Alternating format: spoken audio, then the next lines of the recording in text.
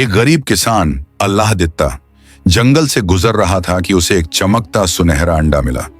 वो घर आया और बीवी से बोला, जल्दी से चूल्हा जलाओ, ये अंडा उबालो, देखते हैं क्या निकलता है। बीवी ने अंडा उबाला तो अचानक उसमें से एक छोटा जिन निकला।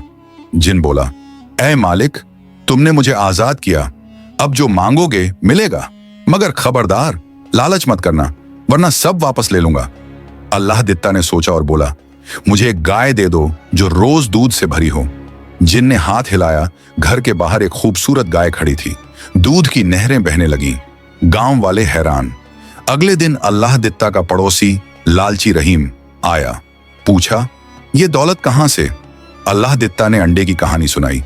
रहीम ने चालाकी से अंडा चोरी कर लिया और घर जाकर उबाला। जिन निकला तो रहीम बोला, मुझे पूरा गांव दे दो, सोने का बना हुआ।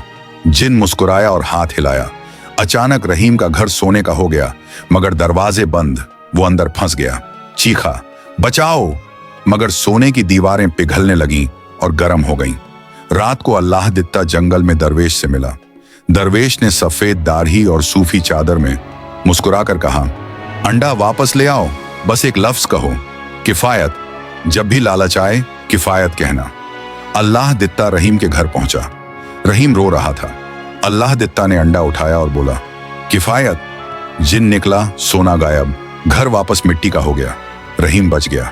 जिन बोला, अब ये अंडा अल्लाह दित्ता का, तुम दोनों मिलकर इस्तेमाल करो, मगर लालच ना करो।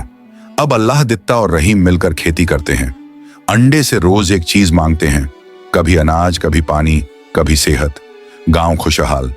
दरवेश चले गए, पीछे सिर्फ एक सबक छोड़ गए, लालच छोड़ दो, किफायत अपनाओ, दौलत खुद चली आएगी।